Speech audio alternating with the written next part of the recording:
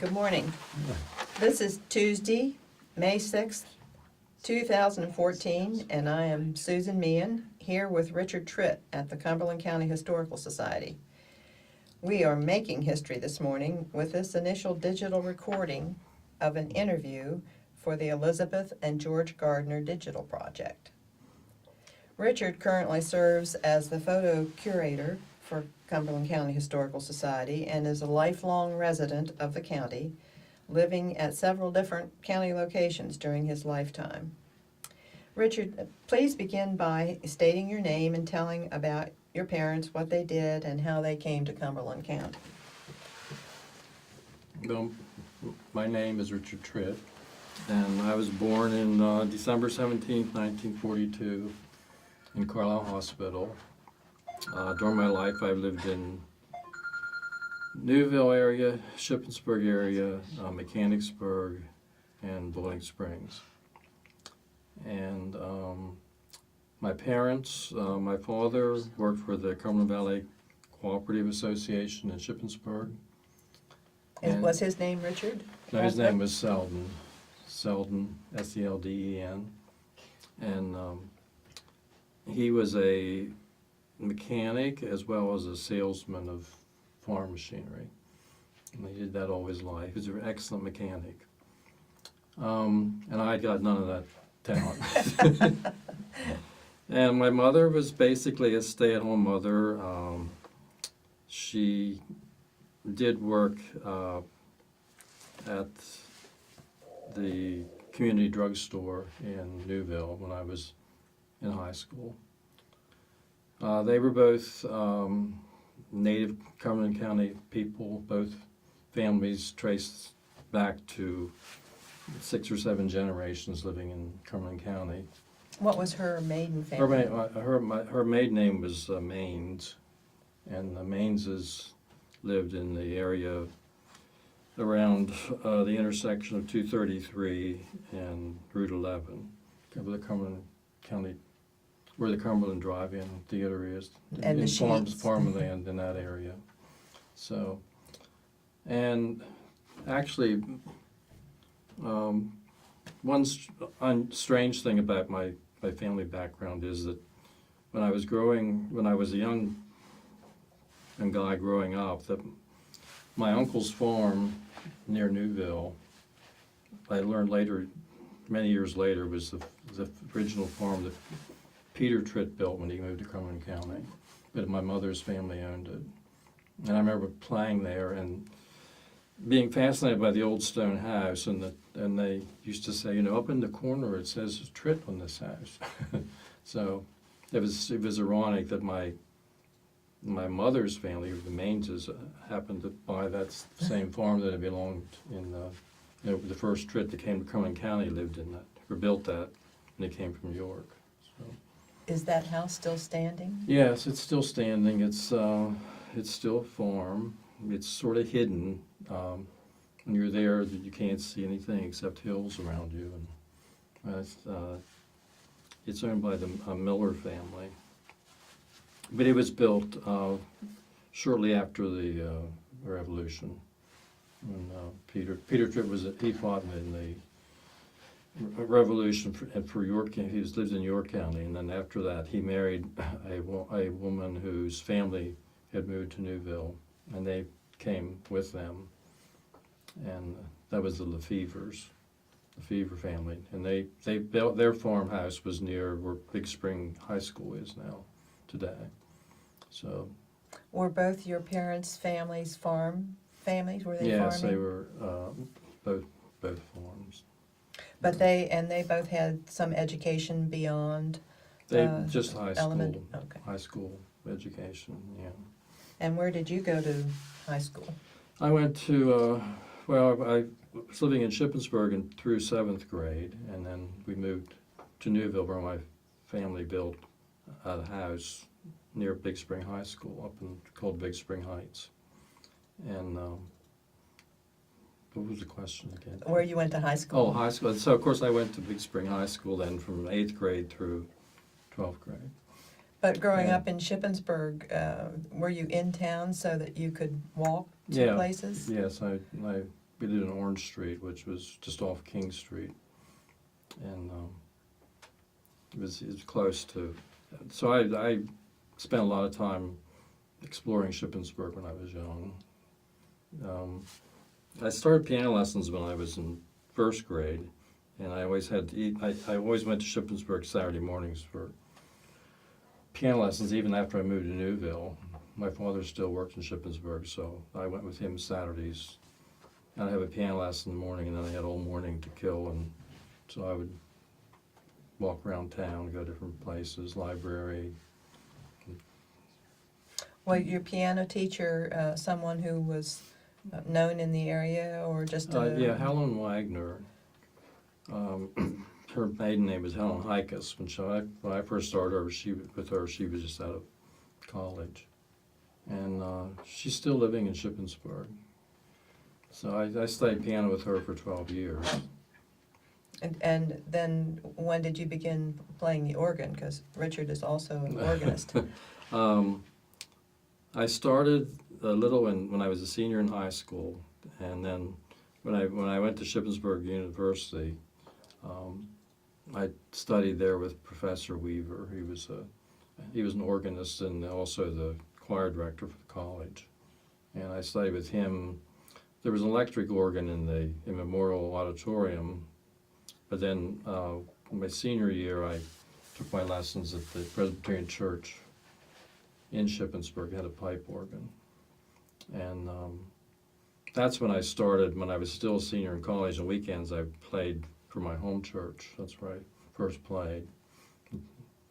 And then during my first year of teaching, when I was living in Mechanicsburg, is when I took an organist job at the St. Paul's Lutheran Church. In Mechanicsburg? In Carlisle, yeah. Actually, my former high school choir director, who I accompanied choirs for, he was the choir director at St. Paul's. And when they needed an organist, he contacted me. So I commuted there every Wednesday evening. I would drive to Carlisle. I'd meet my future wife for dinner, and then I would go to choir rehearsal.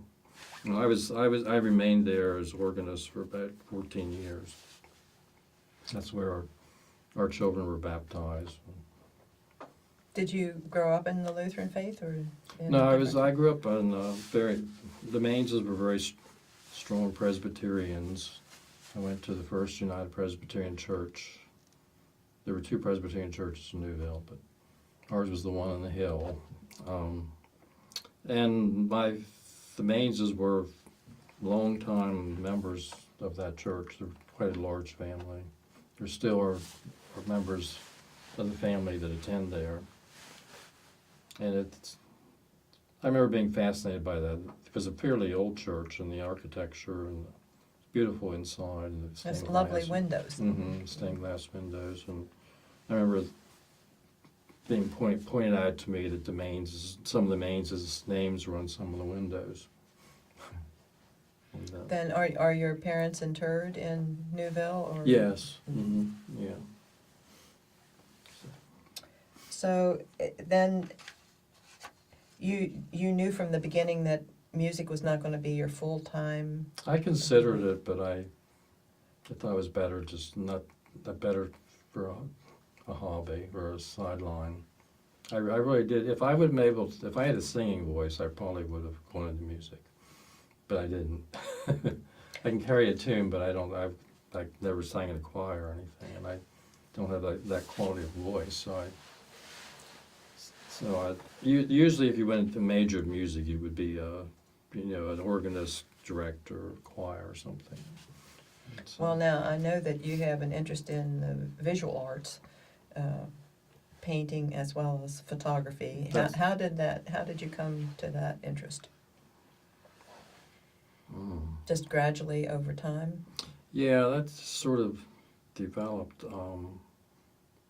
I used to like to do paint by number paintings, and then once I took a paint by number, the leftover paints, and I decided I was going to do something original. So I painted our house, which my mother she gave me. I still have that picture, And then I took, on the first sabbatical I had, I thought I wanted to try oil painting, so I took some lessons and enjoyed it very much, but it's very time consuming. I had painted like 30 paintings in 1 year, and then when I went back to work, I didn't have time to do it again. Well, But I know you spent some time in college years in France. Yes. Did that See that? help? Yeah, the French. When I went to college, I wasn't sure what I wanted to major in, and it was during the Kennedy years and the National Defense Education Act, and they were pushing a lot math, science, and foreign language. And the one that found the best to me was foreign language because I liked travel, and I liked going someplace where everything was completely foreign, even the language. I found that challenging and interesting. And I liked the French culture. So that's that I decided to major in. That was my major, and I took a minor in Spanish. So I had the two languages.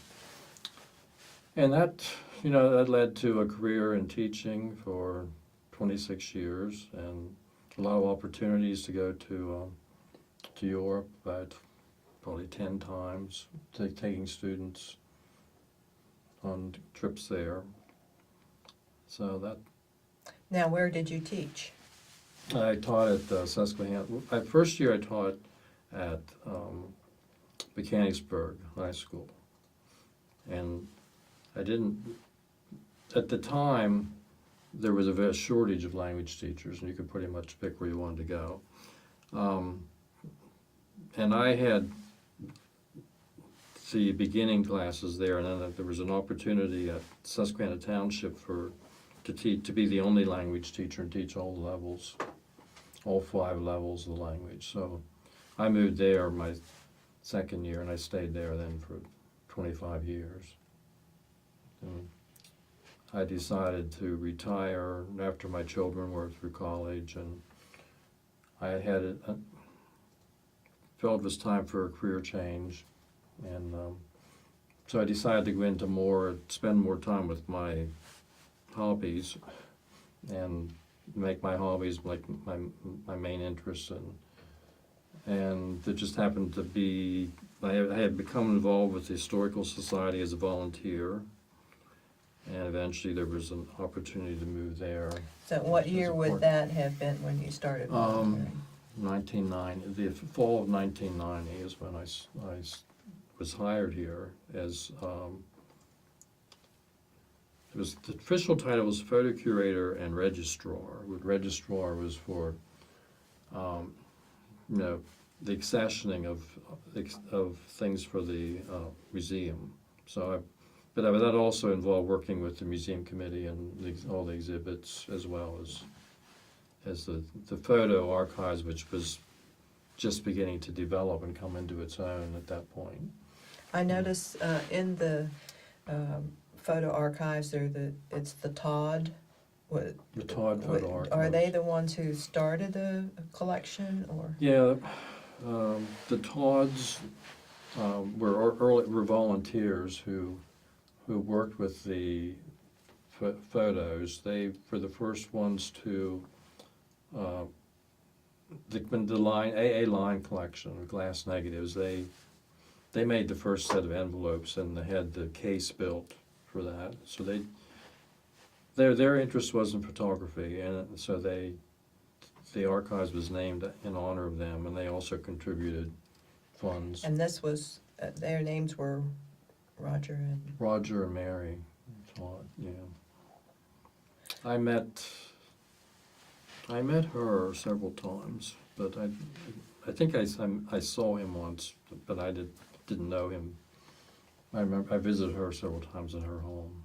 So when you began working with the photo archives, was it just those glass negatives, and then you added postcards, or it just was simultaneous, people donated things, or how did it grow?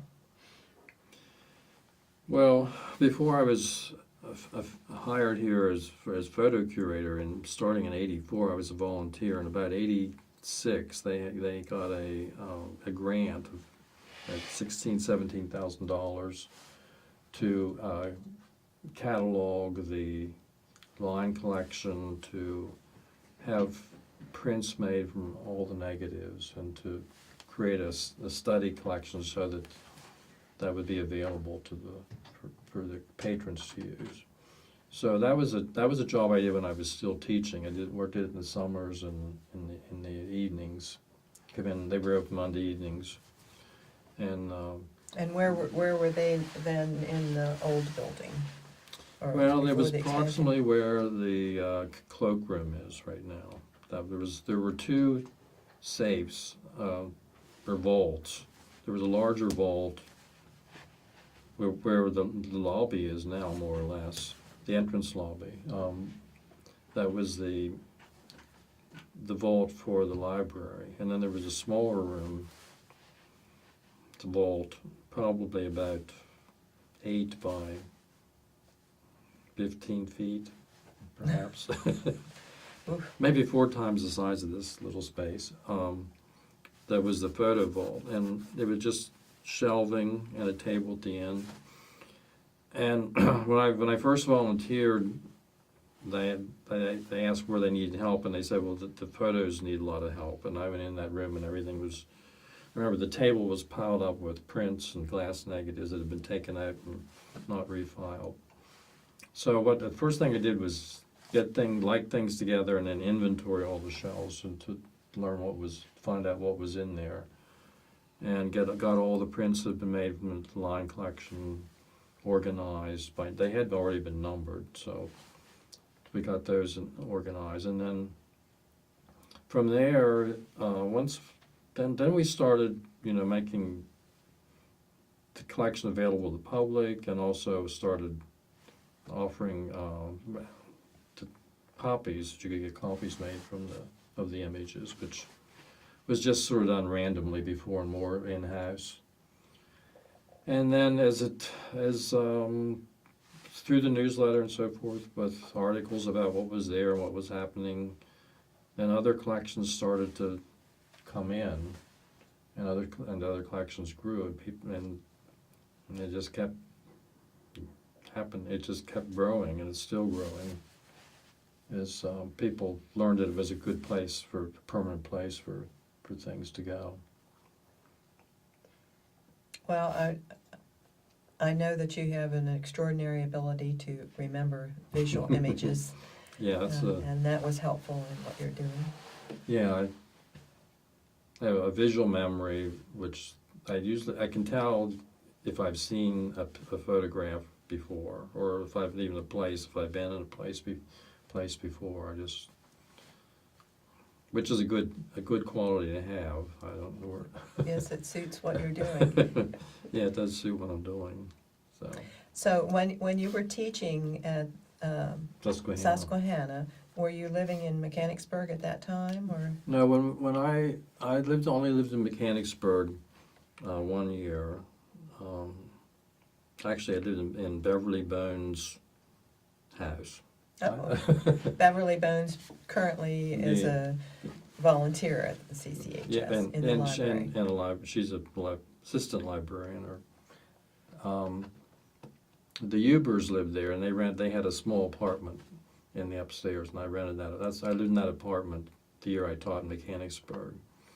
But then that summer in June, I got married, and we moved to a bungalow in Boiling Springs, across from where Carnes Market is today. And Nancy had an uncle and aunt who lived in the Craighead area, and they knew the people. A farmer had bought that bungalow and wasn't ready. He wanted to retire there, but he wasn't ready to retire, so it was available to rent. So it was a 3-bedroom. It was a very nice place to live. Yeah. And so we lived there about we rented that for about 3 years, and then we were looking for a place, a home to buy, and we wanted an old house. We wanted an old house we could restore. So there was one about a half a mile down the road, and on Forge Road, and it really didn't. We saw it was for sale, but it sat close to the road, and we didn't really ever think about it. And then one day Nancy just stopped and knocked at the door and wondered if she could look in, and then that when I got home that night, she said, I stopped at the Hemperley house, and it has a beautiful walnut center staircase. And we always liked wood and walnut wood, and had beautiful turnings and woodwork, and so we went and looked at it, and we bought it. And it was a very good investment. But we lived there about 35 years. We added a section in the back. Nancy's father was an excavator, and I remember him digging this huge hole in the back behind the house, and we put in a full basement and a big one-story addition in the back. And we loved the house.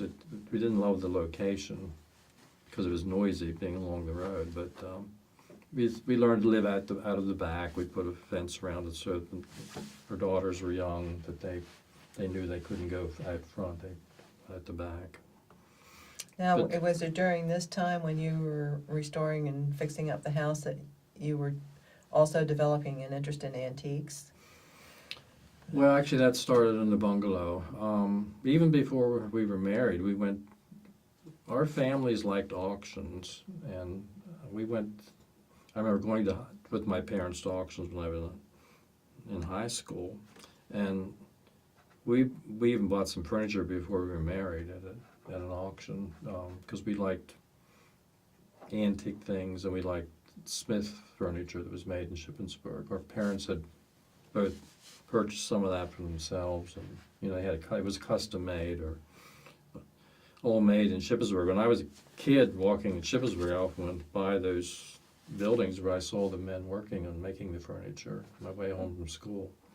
So we started going to auctions, and then we became friends with Vonnie and Walter Ekman, and they also had an old house, and they were interested in antiques. So we were all going to sales and buying things, and we would get things in lots that we didn't want, extra things. So in our basement of the little bungalow, we created like an area where we refinished things, and where we had shelving where we kept clean things and priced them. And then we started going to some of the antique flea markets, shows like New Oxford and Hanover, the shows at the MJ Mall here in Carlisle, and The former MJ Mall. the former MJ Mall. And that's where our business was called Trek Antiques, TREC, which is TR for Tritt and EC for Ekman. And everybody always thought it was Tree Antiques. But it was Trek, and they always wondered where it came from. But so for quite a few years, we would travel we go to New England on antiquing trips, and looking for things, and we were furnishing our homes, and we were starting collections, and excess things or other things we'd see that were reasonable we would buy, and then we would take them to these markets. So eventually, we were together about 10 years, I think. Then we decided to end the business. Well, not end it, but we took over the business. They decided they didn't want to do it anymore. And we continued, and we still have a space at Northgate Antiques where we have antiques there. We specialize mostly in glass, pattern glass, some china, postcards, and picture frames, some smaller items were our interests. So that's how where the antique. The interest in antiques goes back to old things goes back to, I think, my family, and I had on my mother's side. My great-grandfather lived in the large brick house at the intersection of 233 and Route 11. And when I was young, I used to go there because I had two maiden aunts and an uncle who lived there. And the house was furnished like Civil War era, and they never modernized. They didn't have cars. They had electric, but they used coal to heat in coal furnace. They made bread 2 times a week. They had a huge garden, and it was like an adventure to go there and help them or Now, would visit they have been examples of way other people of their age might have been living at the same time, or No, were they they never- sort of eccentric? Yeah, sort of eccentric. They Mhm. just they didn't modernize. They had a radio, but I remember it was so cold there. Like in the winter, they only heated the kitchen and the little family room where they lived. And the other rooms were unheated. It was a huge house, had a big center hall. The uncle was very interested in history, and he spent all his time in this one room that was full of history books. And so he's interested in genealogy and local history. And the Aunt Helen was the one I was closest to, and she lived the longest. I would go there on a Saturday, and we'd go out and pick wild cherries, and we'd come back and she'd make cherry pies, and I'd watch her make bread and candies, and we were using the old dough trays and the old pie cupboards. And then there were all sorts of stories in the house associated with the house during the Civil War. I learned later that there was a story I'd heard, but my one cousin told me his father, who is my uncle, remembered it too, that there was a Confederate soldier who was wounded as the armies were moving through here during the invasion, and he was too sick to continue with the army, so he stayed at their home, and they nursed him back into health, and then he went south again. He left and went south, but they never told any of the neighbors that they had helped this Confederate. Now, were these these were the Mains. parents of the aunts that you visited? Yeah, these would have been the sisters and brother of my grandfather, Maines, the Mainses. They all were raised there, and the Maines family was raised there. And my grandfather's farm was he built his farm on their land right next. It's the first farm on the 233 as you go towards Newville. On the right, that was the Maines farm, that my grandfather Maines, and that's where I lived during World War II. Like, I was born in 42, and my father and uncles were in the service, so all the cousins moved with the grandparents and our mothers and lived on that farm for about 2 years. We were there, and I have lots of early memories of farm life and playing in the hay mows and in the fields and exploring, killing the chickens and gathering the eggs, and so those are my first memories of and we stayed there a little while after my father first came back. We lived there a while because I remember my sister being born when I lived there.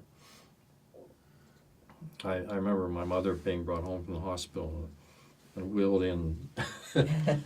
up the sidewalk into the house with my only sister.